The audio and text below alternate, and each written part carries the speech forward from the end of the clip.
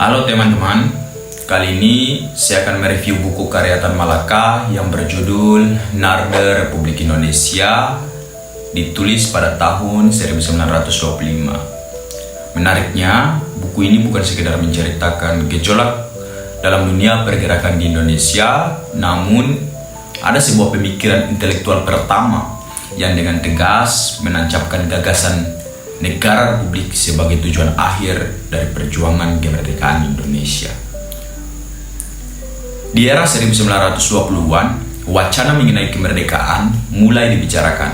Namun, untuk negara merdeka yang dibicarakan ini masih belum jelas konsep dan bentuknya. Sebagian kelompok dan tokoh-tokoh bergerakan mempertimbangkan bentuk negara monarki modern, dan bagi sebagian yang lain belum sampai pada diskusi-diskusi tentang bentuk negara. Nah, di tengah ketidakpastian ini, Tan Malaka menawarkan visi radikal, sebuah bentuk negara republik federasi berbasis pulau-pulau, di mana kedaulatan tertinggi itu berada di tangan rakyat, bukan di tangan raja ataupun di tangan gubernur kolonial. Republik bagi Tan Malaka itu adalah sebuah penegasan bahwa kedaulatan rakyat adalah mutlak. Tidak ada raja, sultan, ataupun gubernur yang boleh menguasai rakyat. Konsep ini dikenal dengan istilah res publica, yang berarti urusan publik. Berbeda dengan monarki atau kesultanan, republik menekankan kesetaraan warga negara, hak dan kesempatan yang sama, serta prinsip kebajikan publik, di mana kepentingan bersama itu ditamakan di atas kepentingan pribadi atau golongan. Dengan negara republik, pemimpin negara itu hadir bukan untuk kepentingan para elit, tetapi untuk rakyat. Bentuk negara federasi berbasis pulau-pulau itu menunjukkan bahwa Tan Malaka memiliki kesadaran akan kemajemukan Nusantara sebagai formula persatuan dalam keragaman, bukan sentralisme yang dipaksakan. Gagasan ini itu sangat relevan hari-hari ini ketika sentralisme dan otonomi daerah itu belum sepenuhnya berhasil menghadirkan kemajuan yang merata. Kemudian Tan Malaka itu memulai analisis dalam bukunya ini dari peristiwa panggung dunia internasional, di mana Tan Malaka melihat bahwa kondisi pasca Perang Dunia I itu persaingan antar negara imperialis dan kebangkitan gerakan kelas pekerja sedunia itu mulai muncul. Sebagai pemikir Marxis internasional, dia menolak sikap pasif untuk menunggu runtuhnya kapitalisme global. Bagi Tan Malaka, kaum revolusioner itu harus terus membangun kekuatan nasional dan siap bertindak saat momentum keruntuhan kapitalisme global itu tiba. Bagi Tan Malaka, Hindia Belanda itu adalah salah satu tiang penyangga kapitalisme dunia. Berbeda dengan Inggris, di India yang memungkinkan borjuasi nasional itu berkembang, Belanda justru sebaliknya, dia justru menghancurkan kelas borjuasi pribumi, menekan perdagangan dan industri lokal, serta Belanda juga memanfaatkan modal Tionghoa sebagai penghalang. Akibatnya, tidak ada yang namanya kompromi ekonomi yang mungkin dilakukan antara pihak Hindia Belanda dengan juga kolonial Belanda ya. Nah, krisis Hindia Belanda ini jauh bersifat fundamental.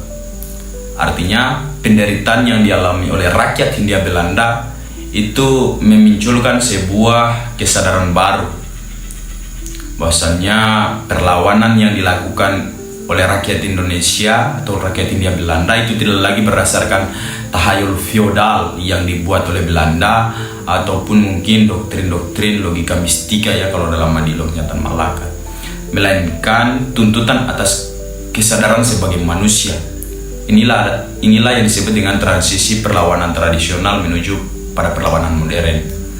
Tan Malaka itu menekankan strategi perjuangan nasionalisasi perusahaan besar, di mana dia mendirikan koperasi, dukungan teknologi untuk petani, dan reformasi agraria. Dia juga menekankan bahwa pembentukan diktator proletariat itu seperti di Eropa sangat tidak cocok untuk diterapkan di Hindia Belanda, karena jumlah proletar itu jauh lebih minoritas, sementara lapisan borjuasi kecil lebih mendominasi kalau untuk dalam konteks Hindia Belanda. Kembali kita membahas gagasan utamanya yang menarik dari Tan Malaka, yaitu dia menekankan Republik Federasi berbasis pulau-pulau. Konsep republik sangat menolak kolonialisme dan jebakan feodalisme. Kemerdekaan berarti pemutusan total dari penguasaan Belanda. Republik juga menegaskan kesetaraan bagi warga negara, menolak kasta serta aristokrasi feodal. Federasi berbasis pulau adalah formula persatuan dalam keragaman, bukan semacam saya bilang tadi sentralisme paksa. Republik bagi Tan Malaka bukan hanya bentuk negara, tetapi ada prinsip-prinsip moral dan politik atau public virtue, di mana kepentingan rakyat itu menjadi prioritas dan perlu diutamakan.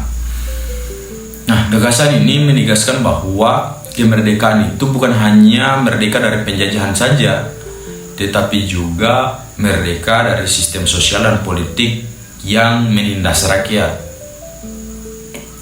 Namun, kurang lebih 1 abad setelah buku ini ditulis, roh republikanisme mulai terkikis. Korupsi mengubah res publica tadi sebagai istilah asal kata dari republik ya, itu menjadi res privata. Politik dinasti mengabaikan meritokrasi dan kesetaraan. Oligarki menguasai negara, mengutamakan kepentingan segelintir elit dalam hal ekonomi maupun politiknya. Roh republikanisme yang diperjuangkan oleh Tan Malaka, di mana rakyat itu adalah pusat kedaulatan, menjadi sangat-sangat terancam.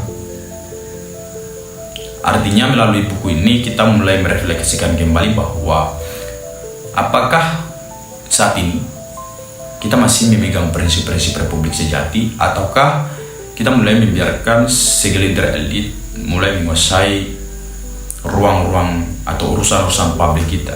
Nah, untuk menjawab pertanyaan ini silakan jawab di kolom komentar. Terima kasih.